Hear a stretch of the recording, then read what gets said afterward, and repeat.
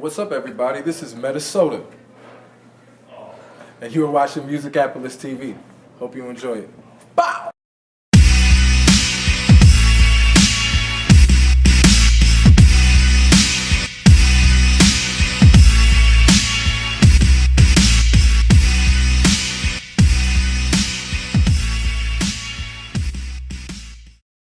Shot. We ain't rocking with that triple rock. Nah. Kicking in my last to kick it with. Kicking out the pussy if they clicking like the bookie. What was the thought process behind Black Friday? Basically, Black Friday was just it was a couple of things. First, I wanted to get a project going because I hadn't done anything since Hip 2. And it had been almost a year, so I figured let me put something up. And Black Friday, my manager George was talking to me, and he said he just liked that date for some reason. He said, I just think it could be real powerful, especially if you do a theme around it. So that's basically how it came about, and yeah, pumped it out real quick. What's been your favorite project you've released so far, and why? It's hard to say. Black Friday right now, because it's new and I'm not sick of it. that's why. But no, it was another one where I just felt like it was me making the music how I wanted to make it. Hip was good for what it was, and I was definitely happy at the time. But to be honest, I'm more of a realistic person, and I guess with realism comes pessimism sometimes. So that's where I'm more comfortable making my music. I think it was also like being with Hip, I was around the homie Mod's son a lot, and it's hard not to be happy when you're around this guy and he's working on music with you and stuff. So that's where that really came about. But that one, or else I'd say Meta May, just because just what it was, and I know how much work went into it and how long it took, and knowing that pretty much I don't know anybody that's done it other than that. So making a song every day for a month, I'm proud of that, just to say I did it. But Black Friday probably is my favorite project. When did you start getting into music, and then when did you decide, all right, this is what I'm going to do, and this is for me? I would say when I came back from college, went to college in North Carolina, and I came back there, we were doing freestyle battles at like the Pasta Bar, and that's when I first met like Idea and Brother Ali and all those guys, and I was younger, so it was kind of different. I knew who they were, but I didn't know who they were, so I wasn't really intimidated going into the battles. First battle I did, I made it to the finals against Big Zach. He actually writes about it in his first book.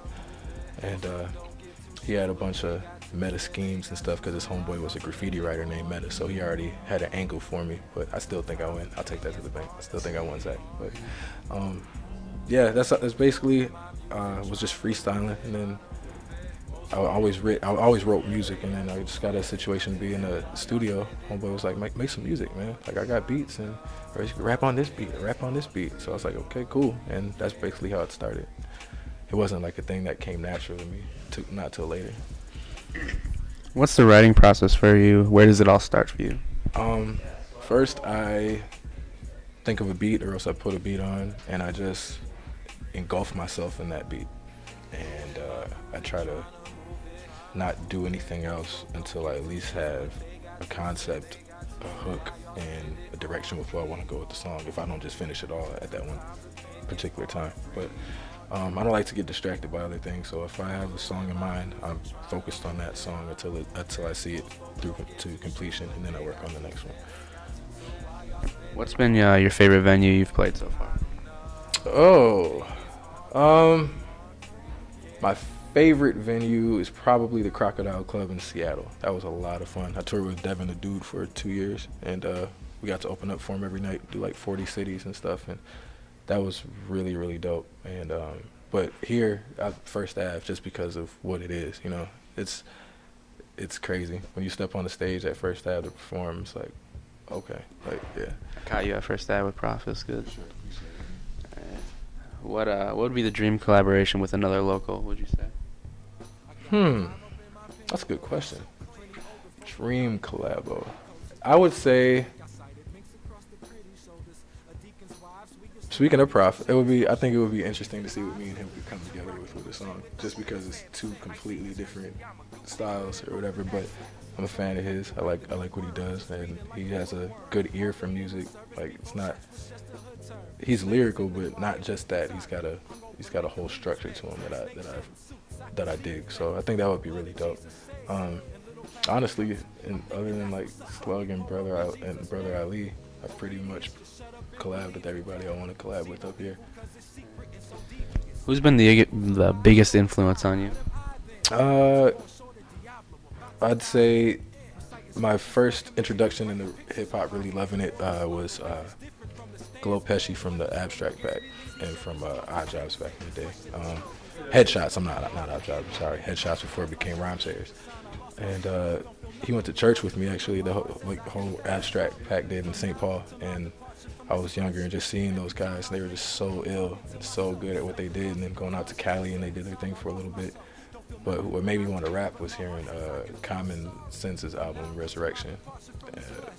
Hearing that, I was like, I'm so, like, to be able to do that with lyrics and punchlines and like imagery and just the multi-syllable style and how to deliver your lyrics, just everything. It just opened my eyes to things, because I was listening to this, like, straight up like Spice One and Sibo and E40 and the Click and a bunch of like real gangster stuff. So I didn't really realize that, like, the way you can manipulate words. That was like my first like eye-opening experience. So yeah. How'd the collaboration of you, Absol, Rick Hill, and Mod Sun come about on Save? Me and Absol know each other 10 years. Long story short, I met him online on Black Planet. We were in a chat room together, a hip-hop chat room. And he used to hit me up. We just got a friendship. He used to hit me up, and when he was writing songs, he would ask me what he should do differently. And I kind of taught him how to structure punchlines and shit. But he already had everything else. I just taught him kind of about punchlines, and now it's just pretty dope, because now he's like that's kind of like his thing now, which is kind of cool. But him and Mod Sun had a little. They just formed a relationship. Met. He was in town doing a show. Mod asked him to come through, and then I guess the first thing he said to Mod Sun was, "Yo, I know you know Meta.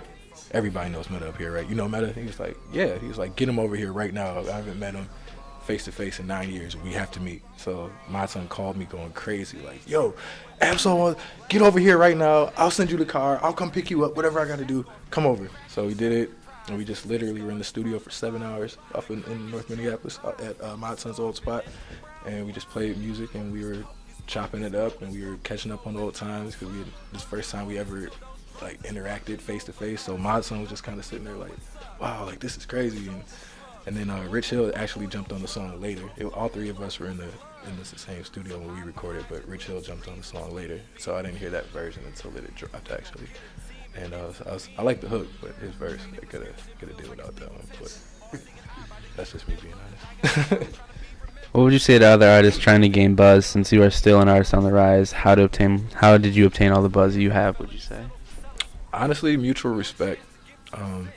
If I don't have anything around here from anybody, I have respect. And it's because it's the way you carry yourself, I think, has a lot to do with the way people will perceive you, as far as showing up on time to things. If you're doing a show, go to sound check. Like, I don't even care if you're a millionaire, unless you know that it's the best sound man and the best sound system ever in the world. You should go make sure that you sound the way you want to sound on the mic, and just to open up, just get a rapport going with the people that work there. I feel like a lot of rappers take that for granted, because we always want to be fashionably late and show, oh yeah, it's about me, and I'll come in when I want to. And it's really not about that. This is a job like anything else, and if you don't approach your job professionally, then nobody's going to take you seriously. And another thing with that is going to other people's shows too.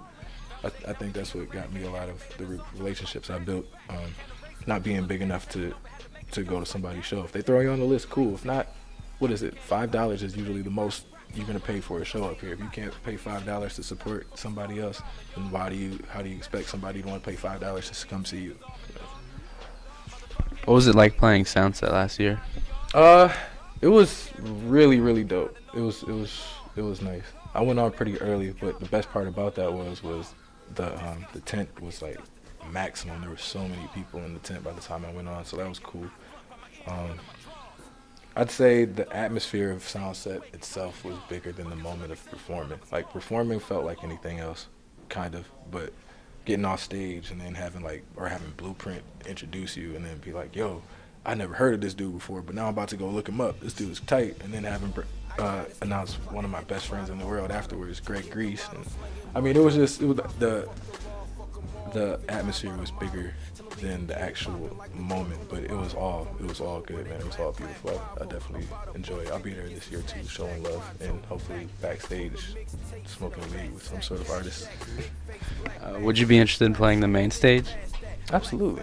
That's the goal. Main stage, big tours, big stage. That's where I'm most comfortable at. It's on stage. The studio is cool. Making music is a blessing. It's beautiful. But to be able to take the songs you already know and you're comfortable with and bring them on stage and perform it in front of people that are just waiting to see what you're talking about, there's really no better feeling than that. So yeah, main stage is the next goal for sure. What do you think you as an artist would have to do to make it to the main stage? That's a good question. Without being too out of bounds, I'll just say I'm figuring it out. I'm still trying to figure that out. There's steps to take. I just know me personally. There's a few steps that I'm not willing to go because I think compromise has a big thing to do with your success, what you're willing to compromise in order to attain like maximum success, whatever success is. Success is relative to me. I look like if I can make $50,000 to $60,000 a year doing something I wake up wanting to do anyway, how is that not successful? You know what I'm saying? My dad made that much money doing a job he hated for 25 years. God rest his soul. But I mean, some people do what they have to do, and some people do what they need to do. And I feel like I need to stay true to who I am, and whatever happens with it, it's gonna happen. What's the progress on the next Meta project? Still kind of, I'd say 5%.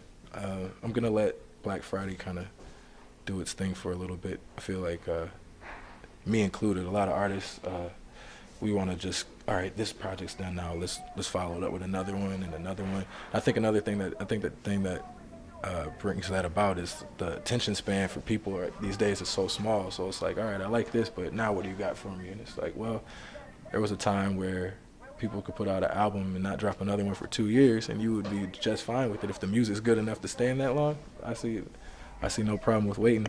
Not saying that I'm gonna wait 2 years for Black Friday. It's not that good, nothing like that. But I want to make sure that people really take in what I brought with Black Friday, because in my opinion, lyrically, it's the best thing I've ever done. So. Who do you like working most with, and why? That's a good question. Me and Mike the Martyr have an incredible work relationship. Like, that dude he's a friend of mine. I consider him a friend, so it kind of makes it easy to transition into the lab. And he's a workaholic like I am. If a song needs to be done, we're gonna do it. He actually sent me a beat yesterday for his new project, Marbury, that's coming out. And when I leave here, I gotta help my friend move. But after that, I'm supposed to go drop my verse for it. And I haven't even written anything yet. It's just going and being in that environment with them and letting the beat play. And 20 minutes later, it'll be finished. So he's one person that I really have a good relationship with. Mod Son I work well with. Greg Grease is another guy that I really enjoy working with. And like producers wise, Jay Hardy's incredible. Tech, my best friend who's locked up right now, but he'll be home this summer. Free Tech, see you soon. And yeah, that's probably the ones I work with the best, sure. Where do you see your career in the next year?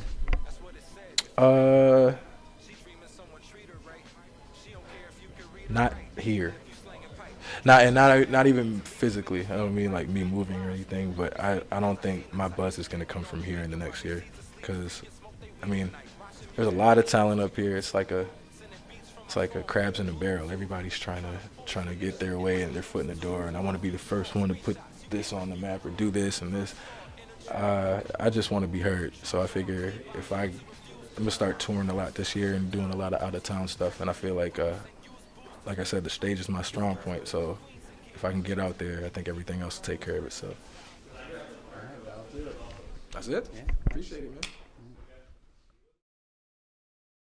It's started with Doc Martens and camouflage, chess games and top rhyming in Dad's garage. Bring the ruckus was the bucket shit I ever heard. Stop calling the homies niggas, just spamming guys. With my brothers showing others I knew every word. Chewing licorice root and understanding bars. The world in the palm of my hand, churning up all that I can, learning the power of man. Black that is, Asiatic fact that is. Never knew bands could stack that big. Wu-Tang Clan ain't nothing to fuck with. The new age fans type suckers that jump shit. Dig it, cash rules everything. That's true, dropping mad jewels heavily. Ideas of the rap crews never seen. More ghetto than a tattooed wedding ring. Shame on a nigga who tried to run game. One name, Wu-Tang. Survived the constraints that were given. Woo, buck wild with the trigger to nooses. Ku Klux style kid, we kill him if you want it.